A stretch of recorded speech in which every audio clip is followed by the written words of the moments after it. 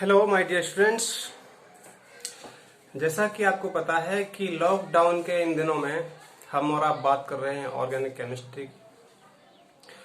Organic chemistry के इस chapter में haloalkanes and haloarene में हमने अभी तक haloalkanes and haloarenes की बेसिक नॉलेज की बात की है, नोमेनक्लेचर की बात की है, हेलो एरिन्स के बेसिक नॉलेज की बात की है एंड नोमेनक्लेचर की बात की है। आज हम बात कर रहे हैं एल्किल हैलाइड के निर्माण की विधियां, methods of preparation of alkyl halides. I mean alkyl halide, mono halo alkane and poly halo alkane के निर्माण की विधियों के बारे में बात कर रहे हैं। तो निर्माण की विधियों में जो पहली विधि है वो है हाइड्रोकार्बनों से। हाइड्रोकार्बनों से हम एल्किल हैलाइड अथवा हेलो एल्केन कैसे प्राप्त करेंगे, चलिए आइए। तो प्रिय विद्यार्थियों, हाइड्रोकार्बनों से पहली हमारी हेडिंग है हाइड्रोकार्बनों से।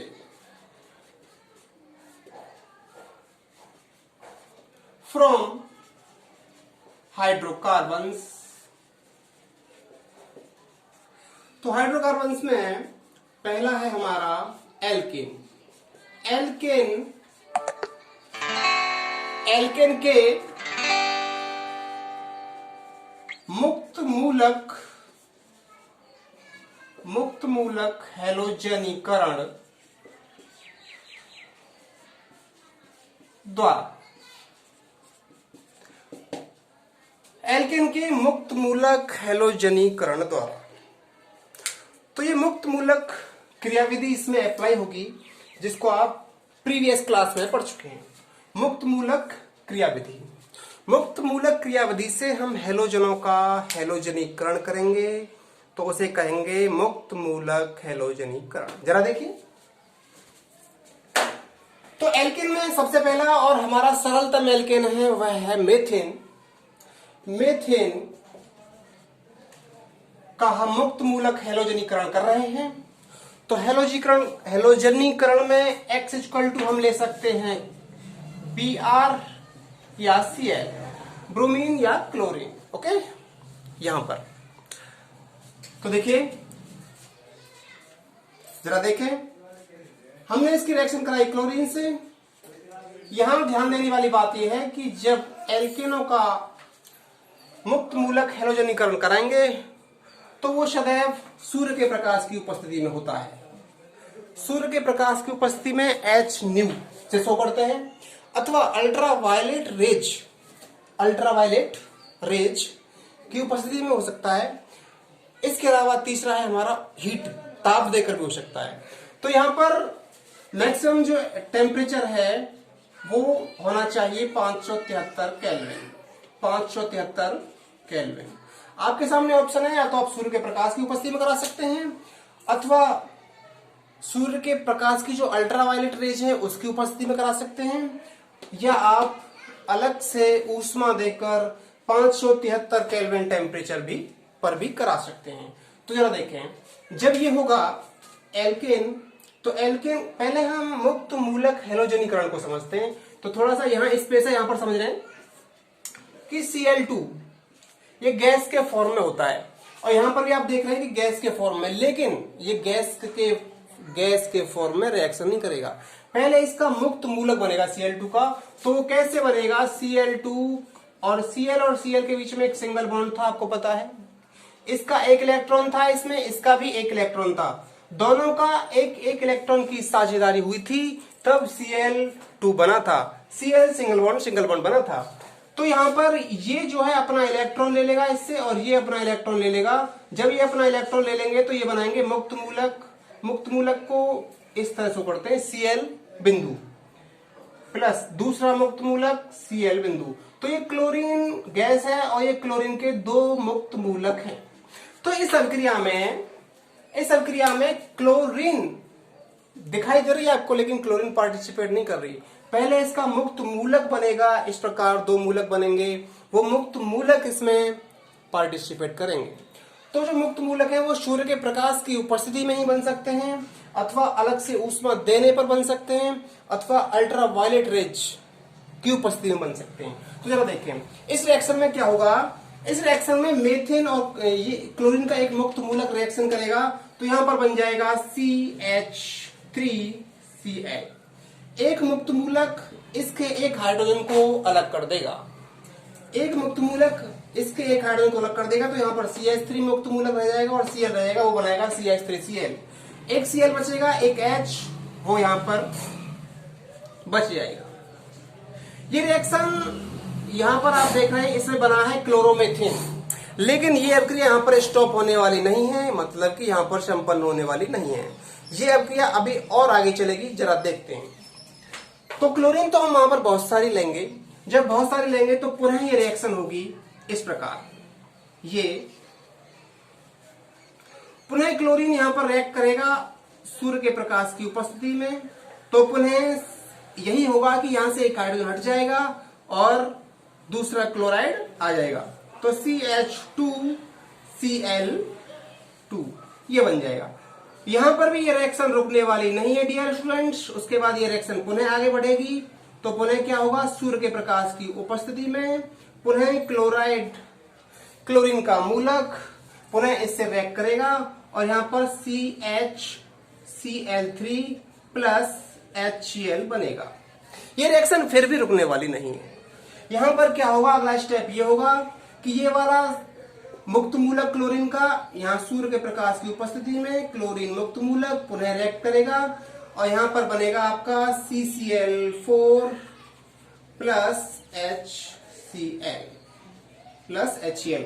आप चाहे तो इसे ऐसे लिख सकते हैं CCl4 carbon tetrachloride plus HCl। तो आपने देखा ये रिएक्शन एक ही पद में पूर्ण नहीं हो पाई है। कारण ये कि यहाँ पर जो क्लोरीन का मुक्त मूलक है वो बार बार रिएक्शन में भाग ले रहा है, क्योंकि क्लोरीन तो वहां पर बहुत सारी मात्रा में ली जाएगी, कोई नाप तोल के थोड़ी ली जाएगी जब रिएक्शन कराएंगे तो इस वजह से क्लोरीन बार बार क्लोरीन का जो मुक्त मूलक है ये रिएक्शन यहाँ पर संपन्न नहीं हो रही, क्लोरोमेथेन पर जाकर नहीं रुक रही है। क्लोरोमेथेन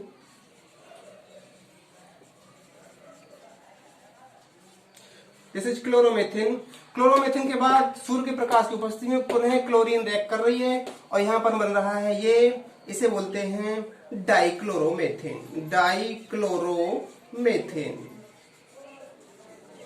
पुनः यही हो रहा है, यहां पर एक क्लोरोफॉर्म है जिसे ट्राइक्लोरोमेथेन कहेंगे, ट्राइक्लोरोमेथेन।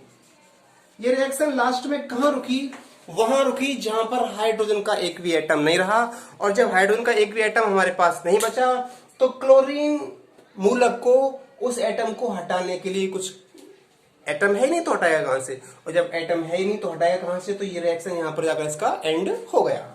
तो जरा देखिए, दिस इज टेट्राक्लोरोमेथेन।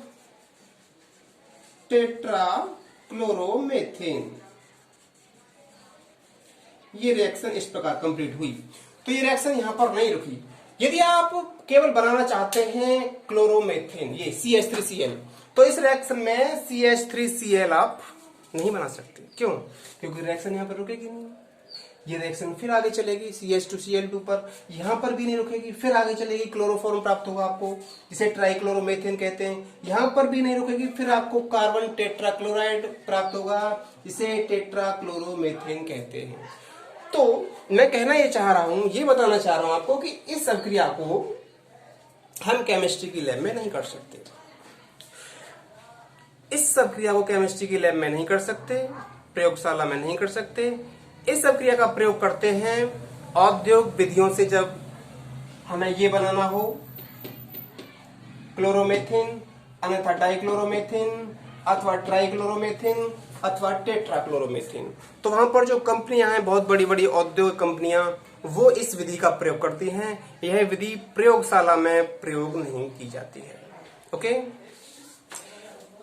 तो आगे चलते हैं। एक तो यह है हमारी विधि, इसका हमने हेलोजिनेशन कराया है मेथेन के साथ क्लोरीन का, तो हमें प्राप्त हुआ है ये जो आपके सामने प्रस्तुत है।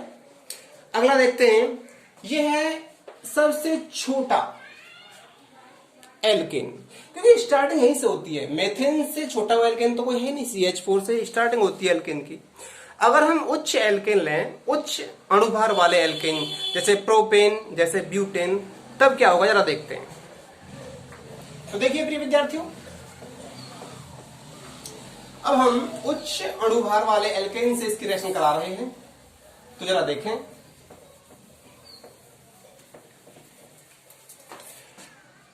तो हमने प्रोपेन ले लिया, propane CH3CH2CH3, this is propane. इसका हम रिएक्शन करा रहे हैं, इसका हैलोजनेशन करा रहे हैं सूर्य के प्रकाश की उपस्थिति में अथवा हीट, ऊष्मा में। तो इसमें क्या होगा प्रिय विद्यार्थियों, CH3CH2CH3 एक Cl यहां आ जाएगा, प्लस ये रिएक्शन अभी भी रुकने वाली नहीं है, दूसरा भी इसमें बनेगा कंपाउंड, ऑर्गेनिक कंपाउंड, जो इस प्रकार बनेगा CH3CH3, दूसरा क्लोरीन इसके पास आ जाएगा। आप जरा समझे बात को। देखिए हमने ये प्रोपेन लिया, ये प्रोपेन है, प्रोपेन, क्लोरीन के साथ हम इसका क्लोरीनेशन करा रहे हैं सूर्य के प्रकाश की उपस्थिति में अथवा हीट में। तो उस कंडीशन में क्या होगा, इससे हमें दो कंपाउंड प्राप्त होंगे। पहला कंपाउंड प्राप्त होगा ये वाला 1-क्लोरो और प्रोपेन, 1-क्लोरोप्रोपेन। दूसरा प्राप्त होगा हमें कंपाउंड 2-क्लोरोप्रोपेन। आप देख रहे हैं, आपके सामने प्रस्तुत हैं हमारे दोनों कंपाउंड्स। पहला है 1-क्लोरोप्रोपेन, दूसरा है 2-क्लोरोप्रोपेन। पहले में जरा देखें, पहले में जो क्लोरीन है, जो हेलोजन परमाणु है, वो कनेक्ट है CH2 से, और CH2 यहां पर क्या है, 1 डिग्री कार्बन है। तो पहला है हमारा प्राथमिक एल्किल हैलाइड। ये यहां पर ये CH अन्य दो कार्बन परमाणुओं से कनेक्ट है, तो यहां पर ये वाला कार्बन हुआ 2 डिग्री, और जब ये कार्बन 2 डिग्री है तो इसे कहेंगे हम 2 डिग्री एल्किल हैलाइड अथवा सेकेंडरी एल्किल हैलाइड। ऊपर वाला प्राथमिक एल्किल हैलाइड, नीचे वाला सेकेंडरी एल्किल हैलाइड। ये इनका यूपीसी नाम है, 1-क्लोरोप्रोपेन एंड 2-क्लोरोप्रोपेन। तो यहां पर उच्च वाले इस प्रकार करते हैं।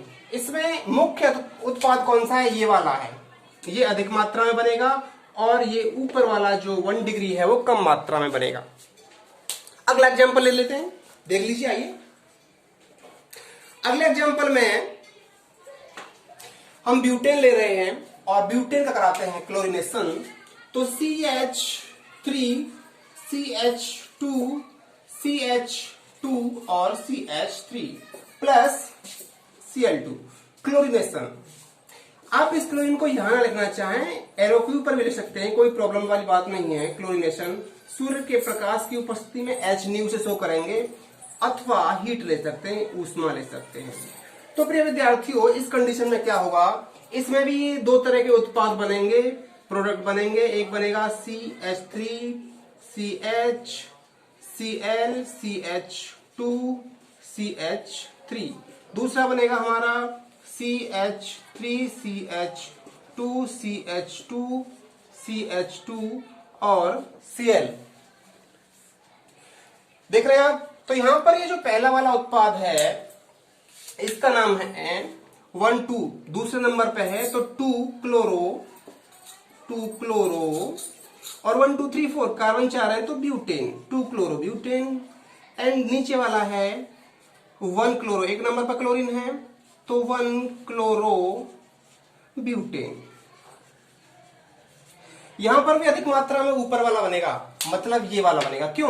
क्योंकि यहां पर जिस कार्बन परमाणु से क्लोरीन कनेक्ट है, वो कार्बन परमाणु किन्हीं अन्य दो कार्बन परमाणुओं से कनेक्ट है, तो इसलिए ये वाला कार्बन परमाणु क्या है, 2 डिग्री सेकेंडरी है ये, और ये है प्राथमिक, देख लीजिए प्राइमरी, क्योंकि यहां पर ये कार्बन परमाणु केवल एक कार्बन परमाणु से कनेक्ट है और इस कार्बन परमाणु से क्लोरीन कनेक्ट है। तो ये अल्प मात्रा में बनेगा अथवा कम मात्रा में बनेगा, जबकि ये ऊपर वाला जो है अधिक मात्रा में बनेगा। ओके, तो जरा देखिए,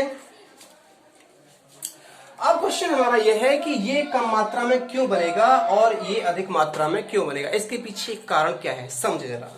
देखिए,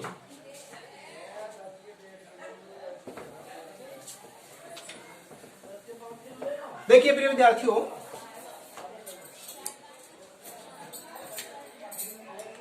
कि हमारे यहाँ जो ये इसमें हाइड्रोजन के प्रतिस्थापन का जो क्रम होता है वो ये होता है कि पहले 3 डिग्री H परमाणु सबसे पहले प्रतिस्थापित होगा, उसके बाद 2 डिग्री H परमाणु प्रतिस्थापित होगा और 1 डिग्री सबसे लास्ट में प्रतिस्थापित होगा। प्रतिस्थापित का मतलब कि जो क्लोरीन है, ये क्लोरीन सबसे पहले 3 डिग्री H एटम को हटाएगी और वहां पर जाएगी। तो यहाँ पर 3 डिग्री तो कोई है ही नहीं, इसमें ब्यूटेन में 3 डिग्री नहीं है तो उसे छोड़ें। 2 डिग्री H एटम को हटाएगी। 2 डिग्री कौन सा है यहाँ पर?